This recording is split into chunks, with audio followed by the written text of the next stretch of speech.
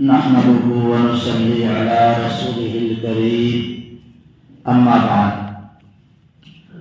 فأعوذ بالله من الشيطان الرجيم بسم الله الرحمن الرحيم قال النبي صلى الله تعالى عليه وسلم النکاح من سنتی فمن رغب عن سنتی فلیس منی او کما قال علیہ الصلاۃ والسلام۔ درود شریف پڑھو۔ اللہم صلی علی سیدنا و مولانا محمد وعلی آل سیدنا و مولانا محمد وبارک وسلم۔ اللہم صلی علی سیدنا و مولانا محمد وعلی آل سیدنا و مولانا محمد وبارک وسلم۔ اللہم صلی علی سیدنا و مولانا محمد وعلی آل سیدنا و مولانا محمد وبارک وسلم۔ میرے عزیز بھائیوں اور بزرگوں، اللہ تبارک و تعالیٰ کی انسان پر ان گنت نعمتیں ہیں اور اس کے اپنے بندوں پر بے شمار انعامات اور احسانات ہیں۔ ان احسانات میں سے اور ان نعمتوں میں سے ایک عظیم نعمت نکاح کی دولت ہے۔ اللہ تبارک و تعالیٰ نے انسانوں پر اپنا کرم اور اپنا فضل فرمایا کہ انسان کے سکون کے لیے اللہ تبارک و تعالیٰ نے عورت کو پیدا کیا تاکہ انسان کا گھر آباد ہو اور اس کے دل کو سکون مل سکے۔ آج کے اس دور میں جبکہ ہر طرف بے حیائی کا دور دورہ ہے، نکاح کو لازم پکڑنا اور نکاح کو عام کرنا، نکاح کو رواج دینا اللہ تبارک و تعالیٰ کی طرف سے بڑی نعمت ہے۔ اس لیے کہ یورپ کے ملک جن کو ہم ترقی یافتہ سمجھتے ہیں، وہاں پر زنا عام ہونے کی وجہ سے نکاح اتنا مہنگا ہو گیا ہے کہ جس کی کوئی انتہا نہیں، کہ جب اللہ تبارک و تعالیٰ بندوں سے راضی ہوتے ہیں تو اللہ تبارک و تعالیٰ ان کو نکاح کی توفیق دیتے ہیں، اور نکاح کو اللہ تبارک و تعالیٰ نے انسان کا لباس قرار دیا ہے کہ یہ تمہارے لیے لباس ہے۔ اور جب اللہ رب العزت بندوں سے ناراض ہوتے ہیں تو پھر اللہ تبارک و تعالیٰ ان سے لباس کو چھین لیتے ہیں۔ حضرت آدم علیہ السلام کو اللہ تبارک و تعالیٰ نے پیدا فرمایا۔ پیدا فرمانے کے بعد میں کچھ مدت، کچھ وقت تک حضرت آدم علیہ السلام جنت میں تنہا اور اکیلے رہے۔ حالانکہ جنت میں کس نعمت کی کمی ہو سکتی ہے؟ ہر طرف جو ہے نعمتیں ہی نعمتیں تھی اور جنت کے عالی شان باغات تھے، لیکن حضرت آدم علیہ السلام کو سکون نہیں مل رہا تھا، اس لیے کہ حضرت آدم علیہ السلام جنت میں تنہائی اور اکیلا پن محسوس کر رہے تھے۔ اللہ رب العزت نے حضرت حوا علیہ السلام کو بائیں پسلی سے پیدا فرمایا، اور جب حضرت حوا علیہ السلام کو پیدا فرمایا تو حضرت آدم علیہ السلام کو سکون مل گیا۔ پھر آرام کے ساتھ میں جنت میں رہنے لگے۔ اللہ تبارک و تعالیٰ نے منع فرمایا تھا کہ اس درخت کے قریب بھی مت جانا، لیکن شیطان کی چال بازیوں سے، شیطان کی مکاری سے اور اس کی بدماشی سے حضرت آدم علیہ السلام اور حضرت حوا نے اس درخت میں سے کھا لیا، اور جب کھایا تو غلطی ہوئی۔ اللہ تبارک و تعالیٰ نے حضرت آدم علیہ السلام کو اور حضرت حوا کے لباس کو اتار دیا۔ وَطَفِقَا يَخْصِفَانِ عَلَيْهِمَا مِنْ وَرَقِ الْجَنَّةِ کہ حضرت آدم علیہ السلام اور حضرت حوا اپنے جسم پر جنت کے درختوں کے جو پتے تھے ان کو چپکانے لگے، اس لیے کہ لباس اتر چکا تھا۔ جب اللہ کی ناراضگی ہوتی ہے تو اللہ رب العزت بندوں سے لباس کو چھین لیتے ہیں. اور آج آپ یورپ کے ملکوں میں چلے جاؤ، وہاں پر اتنی بے حیائی ہے کہ انسان آپ کو ننگا ہی نظر آئے گا. اور وہی فیشن چلتے چلتے ہمارے یہاں بھی پہنچا. اور آج کے حالات کیسے ہو گئے ہیں؟ اللہ کے نبی علیہ السلام نے فرمایا تھا کہ قیامت کے قریب ایسا وقت آئے گا کہ عورتیں لباس پہننے کے باوجود ننگی نظر آئے گی. تو صحابہ کرام کو اس وقت یہ بات سمجھ میں نہیں آئی تھی کہ اللہ کے نبی لباس پہنے ہوئے ہوں گی اور پھر بھی ننگی. اللہ کے نبی علیہ السلام نے فرمایا ہاں. اور آج آپ دیکھیے وہ دور آ چکا ہے، ایسے فیشنی کپڑے نکلے ہیں، ایسے فیشنی کپڑے کہ عورت پہن کر بھی ننگی نظر آئے گی. کیوں؟ وجہ یہ ہے کہ جب انسان اللہ کو ناراض کرتا ہے تو اللہ رب العزت انسان سے لباس کو چھین لیتے ہیں. حضرت پیر سید طلحہ صاحب فرماتے ہیں کہ امریکہ میں ایک کلب ہے، وہاں پر جو اس کے ممبر ہیں کام کرنے والے وہ بڑے مالدار لوگ ہیں، لیکن وہاں ان کا یہ قانون بنا ہوا ہے کہ اس کلب کا ممبر اور ذمہ دار وہی بن سکتا ہے اور اس کلب میں وہی آدمی آ سکتا ہے کہ جس کے جسم پر لباس نہ، یعنی ننگے آنا پڑے گا. تو وہاں پر ان لوگوں نے ایک مرتبہ ایک وکیل کو مہمان کے طور پر بلایا، کہا کہ ہمارے یہاں پروگرام ہے، آپ کو آنا ہوگا. تو وکیل صاحب نے کہا کہ بھئی تمہارے شرائط کیا ہے، شرطیں کیا ہے؟ تو انہوں نے کہا کہ ہماری شرط یہ ہے کہ آپ کو بغیر لباس کے آنا پڑے گا. تو انہوں نے کہا کہ یہ نہیں ہو سکتا ہے. تو انہوں نے کہا کہ قانون میں ہم آپ کے لیے تھوڑی رعایت کر دیتے ہیں، آپ صرف چڈی پہن کر آئیں گے، باقی سب ننگے ہوں گے. اب وہ لوگ ہیں جو بڑے ذمہ دار اور عقل مند سمجھے جاتے ہیں. ایسے حالات ہو چکے ہیں. ایسے مشکل حالات میں اللہ تبارک و تعالیٰ نے ہمیں نکاح کی یہ نعمت عطا فرمائی ہے. اس نکاح کو جب تک ہم لازم پکڑ کے رکھیں گے اور اس نکاح کو ہم جتنا سستا بنائیں گے، زنا جو ہے ختم ہوتا چلا جائے گا. فرمایا کہ جب نکاح مہنگا ہوتا ہے تو زنا سستا ہو جاتا ہے، اور جب نکاح سستا ہوتا ہے تو پھر زنا مہنگا ہو جاتا ہے. اور آج کے ان حالات میں کس طریقے سے ہماری زندگیاں گزر رہی ہے کہ ایک انسان کے پاس میں کچھ نہیں ہے، لیکن پھر بھی وہ بیاج کے طور پر، سود کے طور پر لے کر جو ہے اپنے ناک کو اونچا رکھنے کے لیے پیسوں کو خرچ کرے گا اور سب کو جو ہے وہ گندا کھانا کھلائے گا. اس لیے کہ جس چیز کو اللہ رب العزت قرآن میں حرام کہہ رہے ہیں اس کے حرام ہونے میں کوئی شک ہو سکتا ہے؟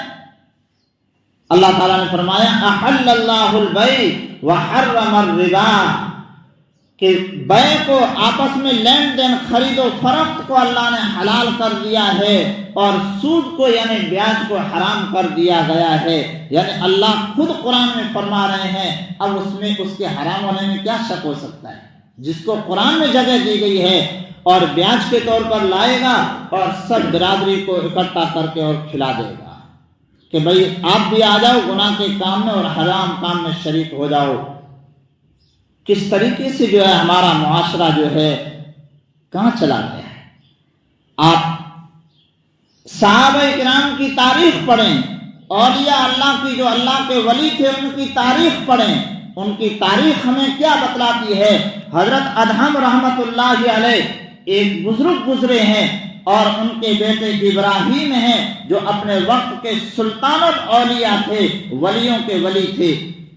حضرت ادہم رحمت اللہ علیہ دریا کے کنارے چل رہے ہیں، چلتے چلتے کنارے پر ایک سیب نظر آیا تو کہا کہ چلو کھا لیتے ہیں، بھوک بہت زیادہ لگی ہے. کھانے کے بعد میں خیال آیا کہ اس کا مالک تو کوئی ہوگا، اور میں نے مالک کی اجازت کے بغیر اپنے پیٹ میں یہ لقمہ اتارا ہے، یہ میرے لیے کیسے حلال ہو سکتا ہے؟ فرمایا کہ چلے وہاں سے، اب دریا کے کنارے جا رہے ہیں کہ جہاں بھی اس کا مالک ملے گا اس سے میں معافی مانگوں گا اور یہ کھانا جو ہے میں حلال کرا کے آؤں گا۔ جب وہاں پہنچے باغ پر تو ایک عورت بیٹھی ہوئی تھی، اس سے پوچھا کہ اس کا مالک کون ہے؟ تو وہ عورت کہتی ہے کہ اس کے مالک دو ہیں، ایک میں ہوں اور ایک دوسرے ہیں۔ تو فرمانے لگے کہ میں نے تمہارا سیب کنارے پر بغیر اجازت کے کھا لیا تھا، تم مجھے معاف کر دو۔ تو وہ عورت کہتی ہے کہ اس کے جو اصل مالک ہیں وہ وقت کے بادشاہ ہیں، وہ ابھی دوسری جگہ بلخ کی طرف گئے ہوئے ہیں، اور جب وہ بلخ سے واپس آئیں گے تو بات ہو سکتی ہے۔ تو فرمایا کہ حضرت ادہم رحمت اللہ علیہ نے 10 دن کا سفر جو تھا وہ طے کیا، کہا کہ اصل مالک سے مل کر اور سیب کو جو ہے حلال کرا کے رہوں گا۔ وہاں پر پہنچے اور فرمایا کہ میں آپ سے ملاقات کرنا چاہتا ہوں۔ تو باغ کے مالک نے کہا کہ ملاقات کیجئے، کیا بات ہے؟ تو فرمانے لگے کہ دریا کے کنارے ایک سیب پڑا ہوا تھا، مجھے بھوک کا بہت تقاضا تھا، میں نے بھولے سے اس کو کھا لیا، اب میں آپ سے معافی مانگنے کے لیے آیا ہوں۔ تو وہ باغ کا مالک کہتا ہے کہ ایسے معاف نہیں کروں گا، ایک شرط ہے۔ تو کہا کہ کیا شرط ہے؟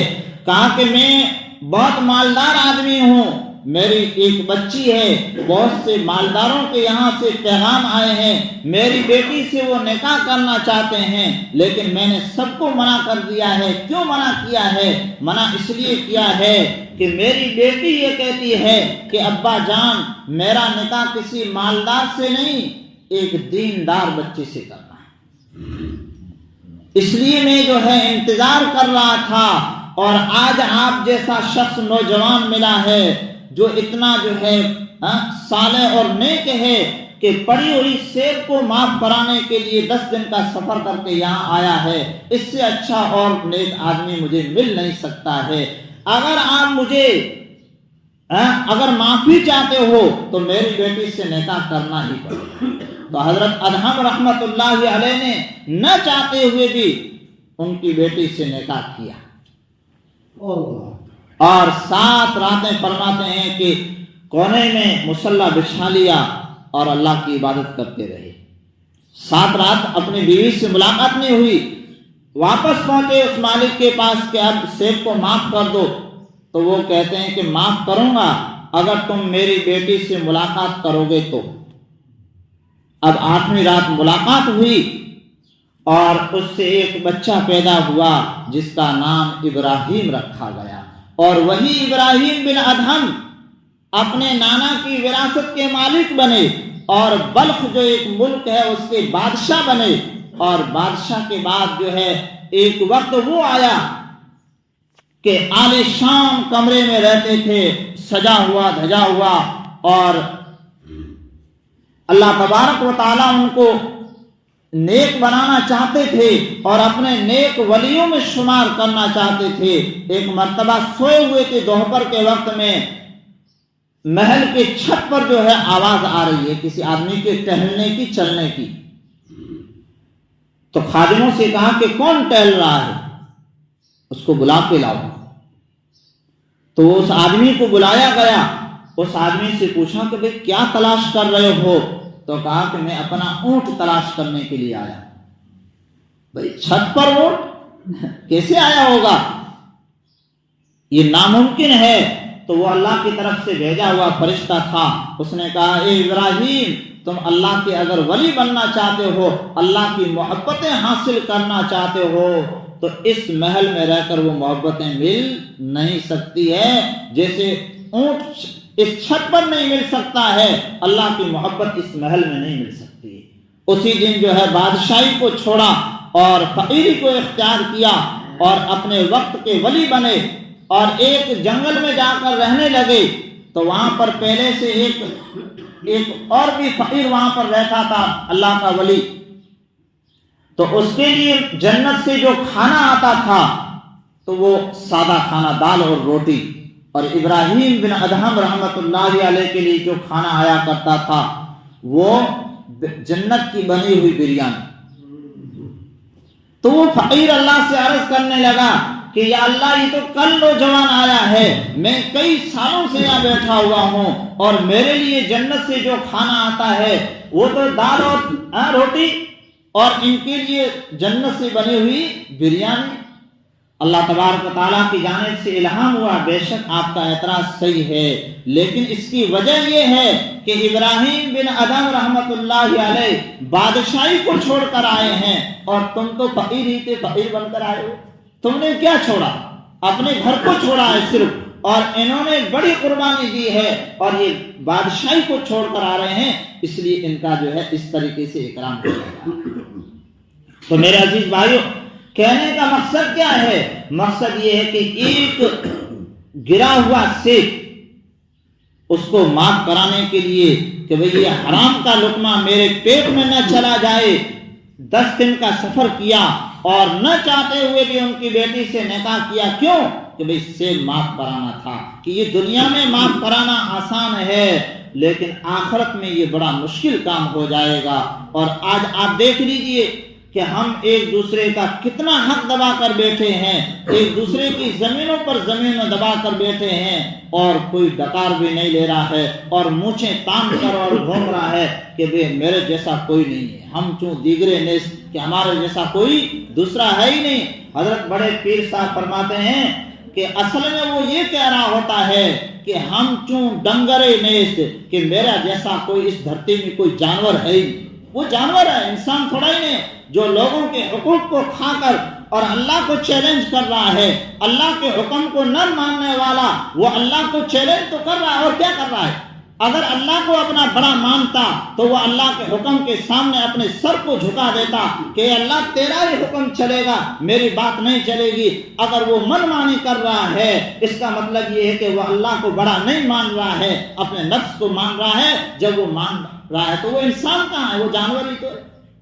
اس لیے میرے عزیز بھائیو، ہم جو ہے اس بات کا خاص خیال رکھیں کہ ایسے پروگراموں میں شادیاں تو ہر وقت ہونی ہے، لیکن ہم حرام جو ہے ہرگز نہ کھلائیں۔ اگر نہیں ہے تو اپنے بھائی سے جو ہے مانگ کر لے لیں، لیکن بیاج کا کیوں لے آ رہے ہیں؟ اور بچیوں کے اوپر جو ہے اپنی بیٹیوں پر پیسے لے کر اور جو ہے دھڑلے سے کھائے جا رہے ہیں، اور سب کو کھلائے جا رہے ہیں، اور سب بڑے جو ہے ماشاءاللہ پگڑیاں پہنے ہوئے ہم سب جو ہے خوش ہیں اس بات سے کہ بہت بڑھیا دعوت کریں گے۔ اب پیسے تو کہ ہاں پیسے جو ہے بیٹی پر لیے تھے، پیسے جو ہے اس نے سود کے لیے تھے۔ ہمیں یہ بات کڑوی ضرور لگے گی، لیکن کڑوی لگے تو میں اس ممبر پر بیٹھ کر جو ہے آپ کو خوش نہیں کر سکتا ہوں۔ مجھے اس ممبر پر بیٹھ کر اللہ اور اللہ کے نبی صلی اللہ علیہ وسلم کو خوش کرنا ہے۔ آپ برادری کے لوگ ناراض ہو جائیں تو اس سے کوئی فرق نہیں پڑے گا۔ میرا رب راضی ہو، میرا نبی جو ہے مجھ سے اگر راضی ہو تو یہ میں جو ہے بات کہہ رہا ہوں اپنی طرف سے نہیں کہہ رہا ہوں، یہ اللہ کا حکم میں آپ کے سامنے عرض کر رہا ہوں۔ ہاں، اس بات کو جو ہے اگر ہم نہیں سمجھیں گے تو قبر میں جانے کے بعد فرشتے جو ہے سمجھا گئے۔ میرے عزیز بھائیو، کیوں جو ہے ہم اس طریقے سے جو ہے جھوٹے ناموں سے جو ہے کر رہے ہیں؟ کیا کوئی ضروری ہے حرام لے کر جو ہے کھلانا؟ سب کو حرام کھلانا کیا ضروری ہے؟ نہیں۔ ہاں، اللہ کے نبی علیہ السلام کی زندگی کو دیکھو، حضرت فاطمہ رضی اللہ تعالیٰ عنہ کا جو نکاح کیا ہے اس کو دیکھو۔ حضرت عبد الرحمن بن عوف رضی اللہ تعالیٰ عنہ بڑے مالدار صحابی ہیں، لیکن جب ان کا نکاح ہوا تو انہوں نے اللہ کے نبی علیہ السلام کو دعوت ہی نہیں دی، کہا کہ یہ کوئی بڑی بات نہیں ہے۔ اللہ کے نبی علیہ السلام کو پتہ کیسے چلا کہ ان کے کپڑوں پر رنگ جو ہے کلر لگا ہوا تھا؟ تب پتہ چلا کہ عبد الرحمن یہ کلر کس چیز کا ہے؟ ہاں، جواب دیا ہے اللہ کے نبی علیہ السلام، میں نے جو ہے شادی یعنی نکاح کیا ہے اس کا کلر ہے۔ تو اللہ کے نبی علیہ السلام نے اعتراض نہیں فرمایا کہ ہمیں جو ہے کیوں نہیں بلایا؟ مزاحن جو ہے ایسا فرمایا۔ تو آج جو ہے ہم یہ جو بربادیاں کر رہے ہیں، اپنی اولاد کی تعلیم پر ایک پیسہ بھی ہم خرچ نہیں کریں گے اور جھوٹی ناموسوں پر جو ہے لاکھوں روپے خرچ کیے جا رہے ہیں، یہ قوم جو ہے کیسے ترقی کر سکتی ہے؟ یہ خود بخود مر جائے گی۔ اس قوم کو کسی کو مارنے کی ضرورت نہیں ہے۔ جس قوم میں تعلیم نہیں ہے، جو قوم اپنے پیسوں کو تعلیم پر خرچ نہیں کر رہی ہے اور جھوٹی ناموسوں پر خرچ کر رہی ہے، اس قوم کو زہر دینے کی ضرورت نہیں ہے، وہ اپنی موت خود مر جائے گی۔